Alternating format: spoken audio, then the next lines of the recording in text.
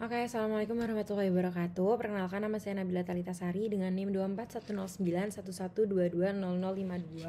Pada kesempatan kali ini saya akan menjelaskan sedikit mengenai anatomi dan klinis kardiorespirasi dengan dosen pengampu Dr. Oski Iliandri, Magister Kesehatan.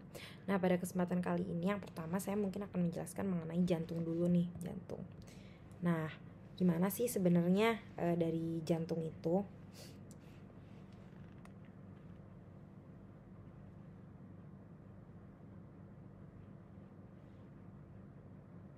Nah, ini mungkin ada tampak anatomi permukaan dari jantung. Jadi di sini ada tampak kayak depan dari jantung, karena sebenarnya jantung itu memang dia tuh cenderung lebih miring ke kiri. Nah, kenapa? Karena di bagian kanan itu pulmo tuh ada 3 lobus. Ada 3 lobus, makanya pulmonya tuh cenderung kayak lebih besar gitu. Ada 3 lobus dan cenderung dia tuh jadi mendesak jantung, untuk jantung tuh akan lebih ke kiri, karena untuk paru kiri sendiri dia cuma ada 2 lobus aja. Nah, kemudian kita akan ngelihat untuk tampak anteriornya. Nah, dari tampak anterior di sini ya kita bisa lihat ada yang namanya atrium dextrum. Kemudian di sini ada ventriculus dexter. Di sini ada ventriculus sinister, dan di sini tuh juga ada yang nih, ada vena cava superior. Kemudian di sini ada vena cava inferior. Nah, di sini ada arcus aorta nih, arcus aorta, dan ada aorta ascendens juga, aorta yang dia arahnya kayak ke atas.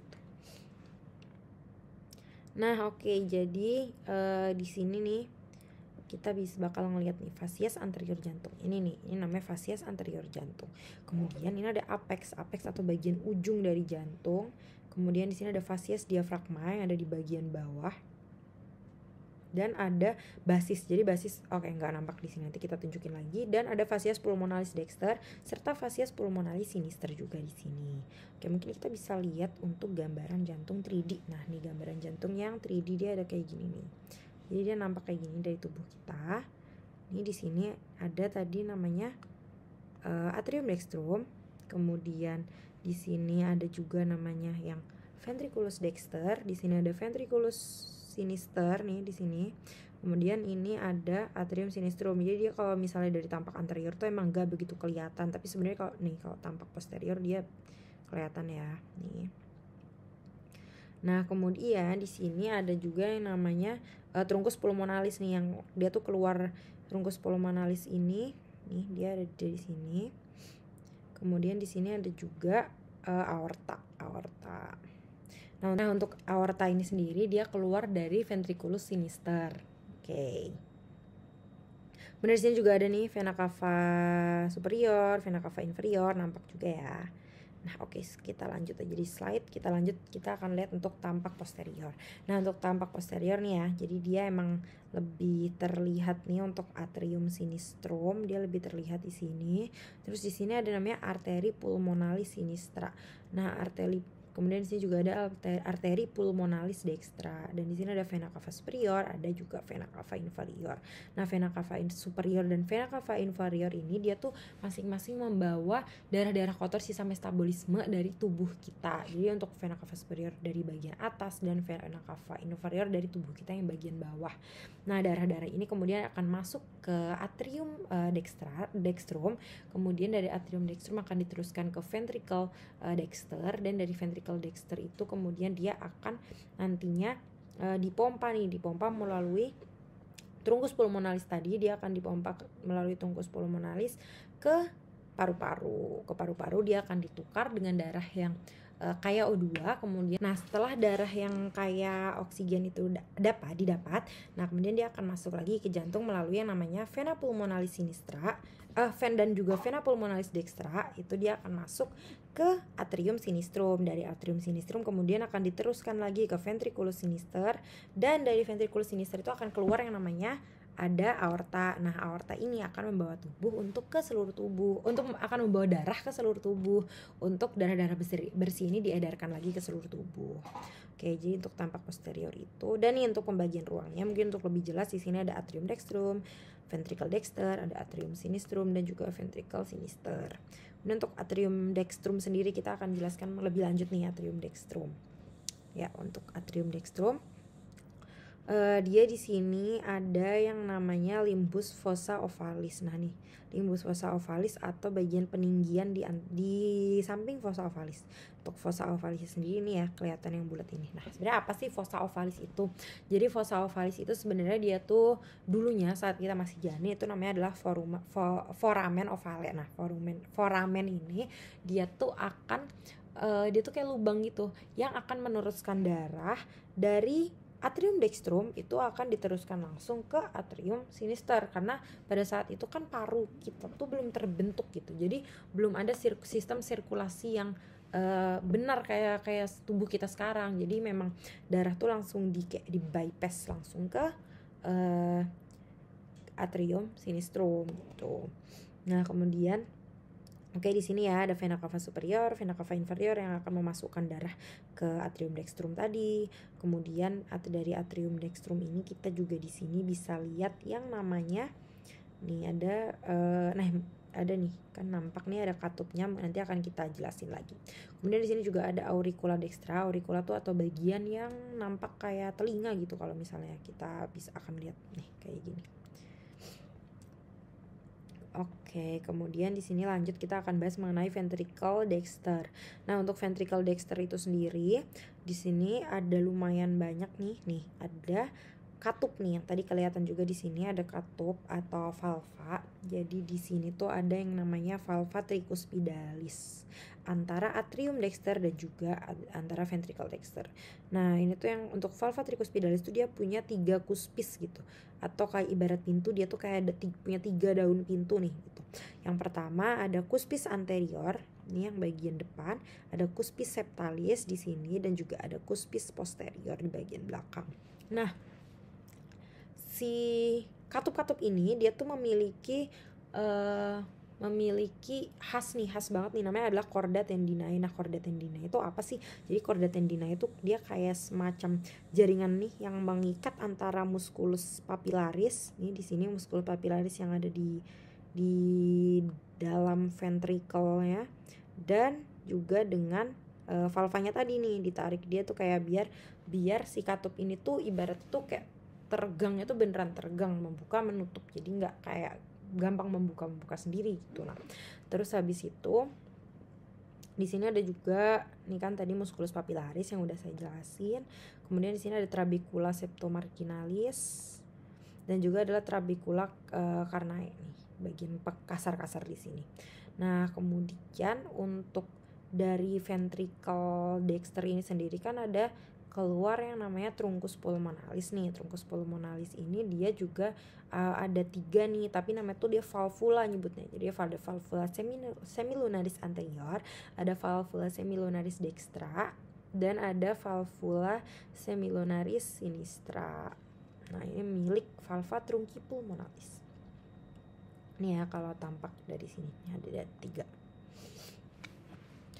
Kemudian untuk atrium sinistrum, kita akan lanjut ke atrium sinistrum. Jadi di sini di atrium sinistrum itu ada sama nih yang namanya tuh dia ada yang auricula sinistra ini ya, auricula yang tadi kayak telinga gitu. Terus dia tuh juga ada di sini nampak nih ada yang namanya valvula foraminis ovalis nih.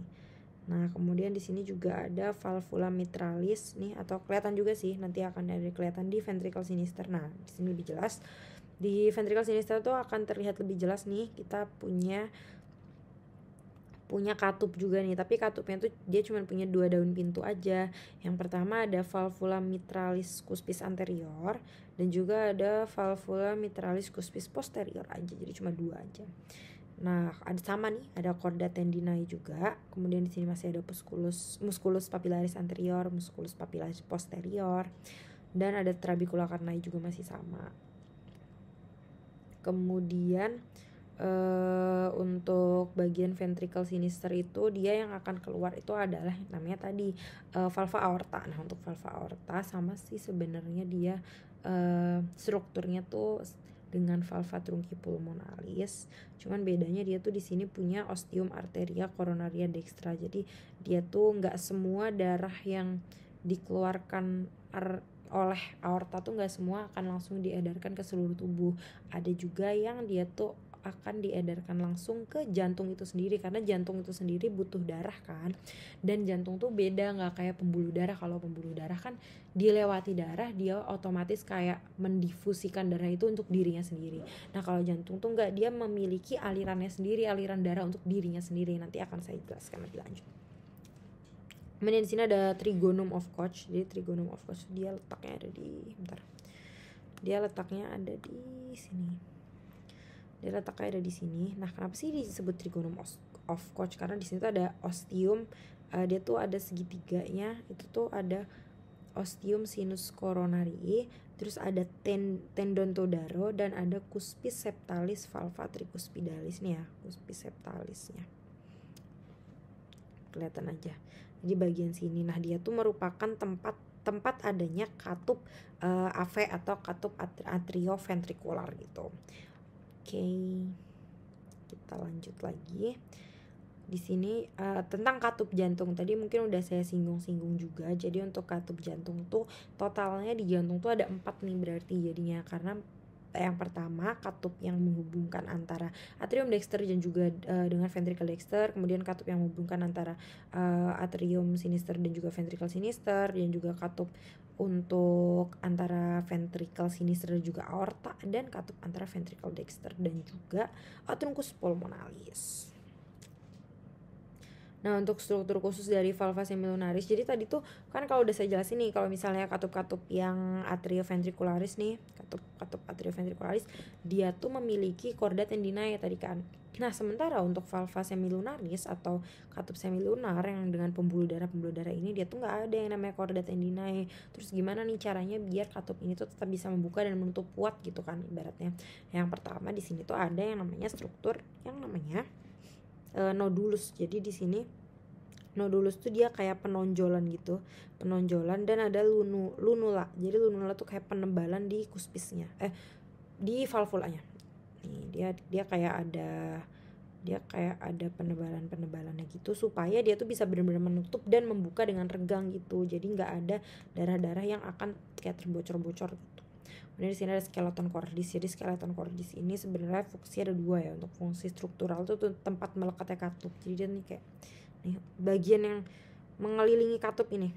Nah dan fungsi fungsionalnya untuk insulator listrik. Kemudian kita akan lanjut untuk tempat auskultasi dari jantung. Nah untuk tempat auskultasi jantung nih kita bisa lihat sendiri ya posisi auskultasi yang pertama untuk, jadi sebenarnya valva aorta tuh ada di sini nih. Tapi untuk posisi auskultasinya dia tuh ada di ICS 2 di linea parasternalis dexter. Kemudian untuk valva trunki pulmonalis dia lokasi auskultasinya ada di sini di linea parasternalis sinister. Kemudian untuk valva mitralis itu dia valva mitralis itu dia ada di sini di bagian apex jantung atau di ICS 5 linea mid clavicularis sinister. Dan untuk valva tricuspidalis dia itu ada di ICS 5 juga di linea parasternalis sinister. Oke, lanjut ke tadi perdarahan jantung itu sendiri. Jadi ada coronary dextra atau right coronary artery atau biasa kita singkat RCA. Jadi dia tuh punya 9 cabang. Yang pertama tuh ada nodi sinoatrialis. Jadi dia merupakan cabang pertamanya untuk ini. Kemudian ada arteri coni arteriosi, kemudian ada ramus arterialis dextri, kemudian ada arteri atrioventricularis dexter, ada arteri marginalis dexter, ada arteri interventricularis posterior yang memperdarahi sepertiga dari septum interventrikular, dan juga ada arteri interventricularis septalis posterior yang memperdarahi bundle of His atau yaitu untuk bundle of His. Kemudian ada arteri posterior lateralis dexter dan ada arteri nodi atrioventricularis. Nah di sini untuk mungkin bisa lebih jelas nih kita lihat untuk arteri coronaria dextra nih dia kesini. Sesuai namanya dia tuh kayak yang mencabang ke bagian kanan nih arteri coronaria dextra. Di sini ada ramus nodus sinoatrialis nih yang kayak lebih ke posterior gitu. Kemudian Di sini ada ramus marginalisnya, ramus marginalis ada di sini. Kemudian ada ramus interventricularis posterior, sama kayak namanya, dia emang lebih di bagian posterior jantung nih. Dan ada Oke, maaf, untuk ramus interventricularis posterior ini dia punyanya untuk arteri koronari yang sinistra atau left main. Jadi dia itu lebih dominan gitu emang ibaratnya. Dia tuh bercabangnya jadi dua. Yang pertama jadi arteri interventricularis anterior atau left anterior descending atau LAD. Kemudian dia tuh akan bercabang lagi nih jadi arteri coni arteriosi, jadi arteri diagonalis proximalis dan arteri diagonalis distalis, serta dia juga akan bercabang menjadi arteri interventricularis septalis anterior. Nah, kemudian yang kedua ada yang namanya arteri circumflexus. Jadi arteri circumflexus tuh dia emang arteri circumflexus ini dia emang kayak membelok.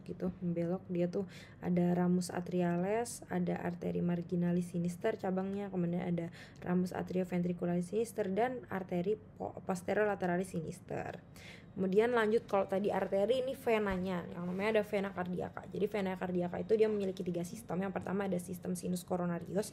Nah, sistem sinus coronarius itu yang pertama ada vena cardiaca magna, kemudian ada vena cardiaca media dan juga vena cardiaca parva, serta vena obliqua atrii sinistri. Kemudian ada sistem transmuralnya, ada vena atrialis dan juga vena ventriculi dextri arteriores. Dan sistem endomural atau vena cardiaca minima di sini. Namanya tuh biasa juga disebut Tebesius.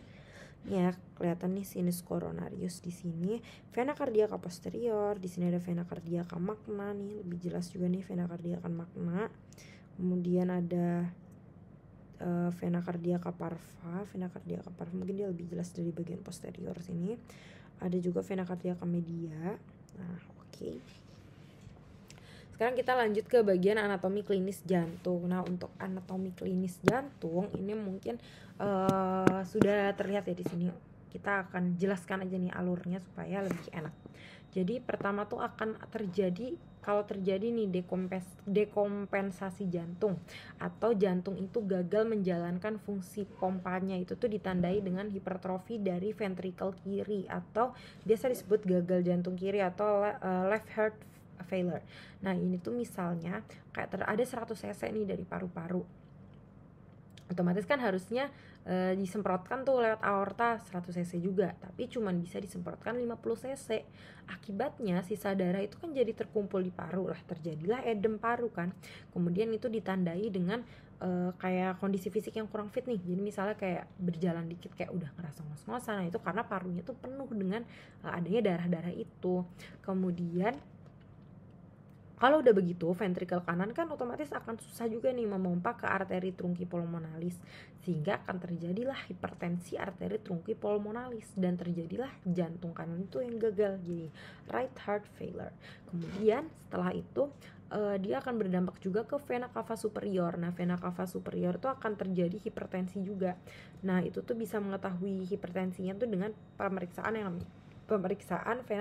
vena jugularis. Nah, kemudian kita juga untuk vena cava inferiornya juga akan terjadi hipertensi yang akan menyebabkan dari arteri vena hepatica itu juga hipertensi nih yang ada di.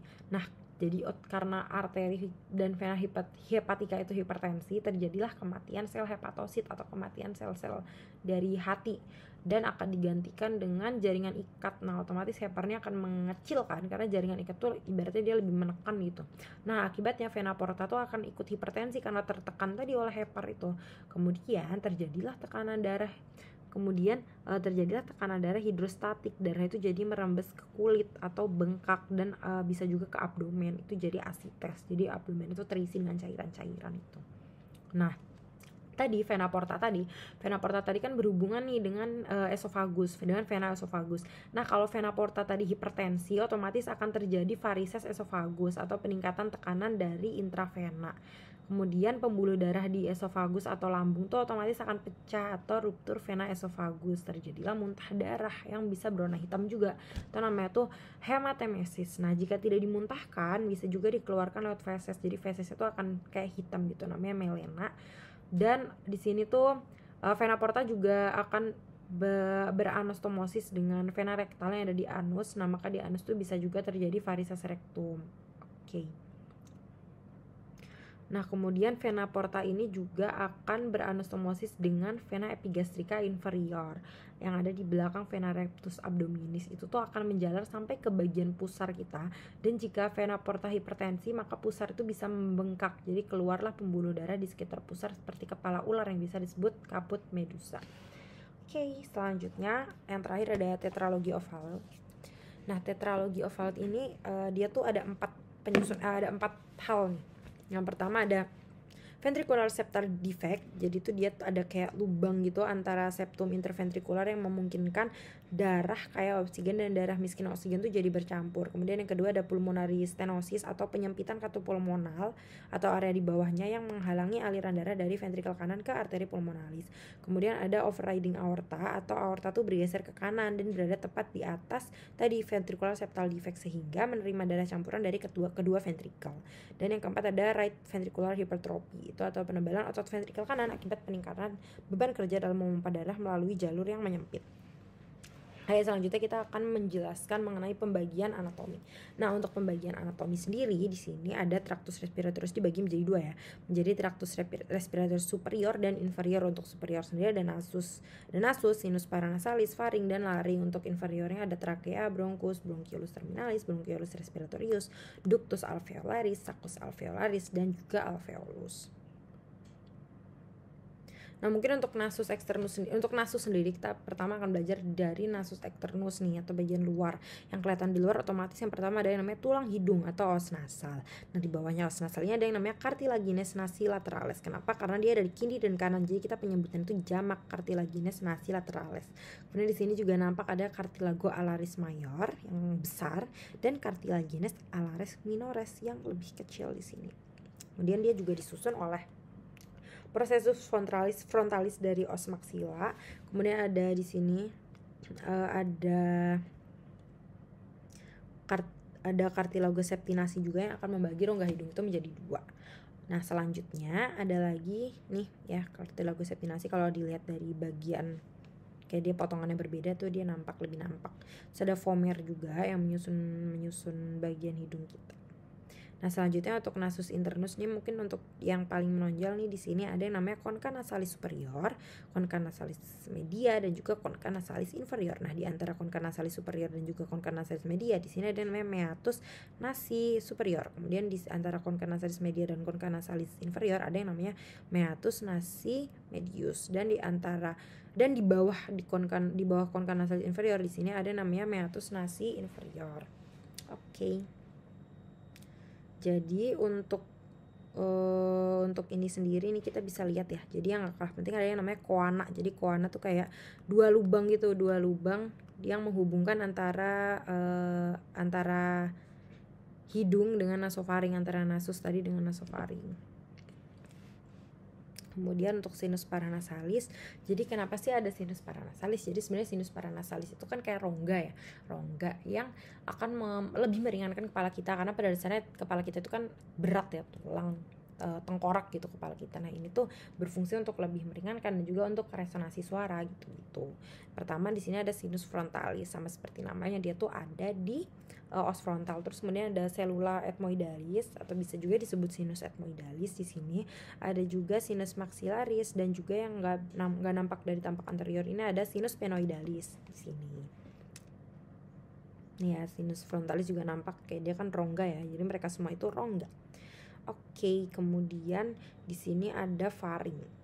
Nah, faring itu sendiri dia tuh terbagi jadi 3 pars nih. Ada pars nasalis faringis, pars oralis dan juga pars laring. Nah, jadi dia sendiri itu karena dia tuh terbagi menjadi 3, itu tuh sesuai dengan namanya itu sesuai dengan kayak organ sesuai dengan struktur yang ada di depannya. Nah, yang pertama untuk dari belakang kavitas nasi dia tuh ada namanya nasofaring. Kemudian yang di belakang kavitas oris ada yang namanya orofaring, dan yang di belakang nih laring yang berbatasan langsung dengan laring adalah laringofaring. Itu. Oke, kita akan jelasin lebih lanjut mengenai faring. Jadi faring di sini ada yang namanya tonsila faringea ya, ada atau tonjolan gitu di faring. Kemudian ada ostium pharyngeum tuba auditiva, ada plica salpingopalatina, ada ada torus levatorius. Torus levatorius nih di sini. Kemudian ada plica salpingopharyngea. Nah, kemudian di sini ada juga arcus palatopharyngeus dan ada palatumole yang membatasi antara cavitas oris dengan orofaring. Di sini juga ada tonsila lingualis ya, atau dia kayak bagian punggung dari lidah kita gitu.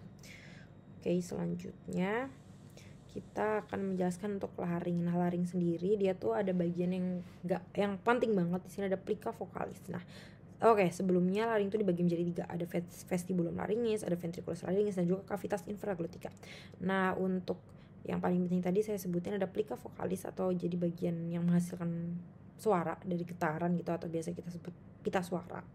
Nah, ada juga plica vestibularis atau biasa disebut pita suara palsu karena dia sebenarnya nggak menghasilkan suara gitu. Nah, kemudian di antara mereka berdua tuh ada yang namanya ventriculus laringis. Nah, kemudian di sini juga ada epiglottis yang gak kalah penting karena dia tuh jadi dia akan menutup ketika kita makan dan membuka ketika kita tuh bernapas. Jadi dia tuh ada juga cartilago yang menyusunnya, itu cartilago epiglotica gitu. Oke, di sini juga ada cartilago dari laring. Misalnya ada cartilago thyroidea, terus kemudian di sini ada cartilago cricoidea ya. Kemudian di sini nih tadi yang ada os hyoideum juga. Dan di sini tadi ada cartilago epiglottica yang tadi kelihatan di sini. Oke. Sekarang kita lanjut ke trakea. Jadi di trakea itu sendiri dia tuh ada banyak banget nih. Ada banyak banget cartilagonya kan yang kayak cincin ini bentuknya. Kita tuh biasanya sebut dia cartilaginous tracheales karena jumlahnya banyak ya. Dan di antara mereka, di antara cartilago ini ada jaringan ikatnya yang namanya ligamen annularia yang mengikatnya gitu. Nah, di trakea sendiri ada yang namanya bifurcatio tracheae. Dan dia tuh kayak merupakan daerah percabangan. Di percabangan trakea tuh mau belok ke kanan dan ke kiri gitu. Mau belok ke bronchus principalis sinister dan bronchus principalis dexter gitu. Kemudian mungkin trakea itu. Nah, kita lanjut ke pulmo. Di pulmo tadi nih seperti yang udah saya jelasin di bagian jantung tadi, kalau pulmo dexter itu dia punya 3 lobus, sementara pulmo sinister dia tuh cuma punya 2 lobus aja. Nah, di pulmo tuh kita bisa lihat ya, untuk pulmo dexter karena dia punya 3 lobus, dia tuh ada namanya fissura horizontalis dan juga fissura obliqua yang memisahkan lobus-lobus itu. Jadi yang pertama ini ada lobus superior, di sini ada lobus medius, dan di sini ada lobus inferior gitu. Sementara untuk bagian sinister sendiri dia cuma ada lobus superior dan juga lobus inferior. Nah, untuk apex paru tuh ada di sini ya, beda sama jantung. Jadi dia ada di bagian atas gitu. Nah, untuk basis pulmonya ada di sini, ada di bagian bawah. Nah, ada yang namanya hilum pulmonis nih. Hilum pulmonis itu dia merupakan kayak pintu masuknya struktur-struktur yang lain itu ke pulmo. Jadi di sini mungkin yang paling penting banget itu ada namanya arteri pulmonalis dextra untuk di bagian kanan ya. Ini untuk kanan dulu ada arteri pulmonalis dextra. Kemudian di sini juga ada bronchus principalis dexter dan juga ada namanya vena pulmonalis dextra. Nah, untuk di bagian sinister dia tuh ada arteri pulmonalis sinistra, vena pulmonalis sinistra, dan juga ada bronchus principalis sinister. Untuk bronchus sendiri yang ada di sini nih, dia tuh yang pertama tuh ada namanya bronchus principalis sinister karena dia tuh merupakan percabangan pertama nih dari bifurcatio ini, dan juga bronchus principalis dexter juga. Nah, kemudian dia tuh akan dibagi lagi menjadi namanya bronchus lobaris sesuai tadi kan paru di kanan ada 3 lobus, jadinya ada bronchus lobaris di dexter itu ada 3 dan bronchus lobaris dexter untuk sinister itu ada 2 aja. Kemudian dari bronchus lobaris dia akan bercabang-cabang lagi menjadi namanya bronchus segmentalis yang kecil lagi, dan kemudian akan bercabang lagi menjadi bronchiolus yang lebih kecil lagi. Nah, dari bronchiolus dia akan bercabang langsung ke alveolus. Jadi alveolus tuh ini loh, alveolus. Dia kayak kantung-kantung udara yang di sininya tuh ada kapiler langsung, ada vena, ada arteri karena dia merupakan tempat pertukaran udara. Jadi emang ini struktur yang penting banget gitu. Oke.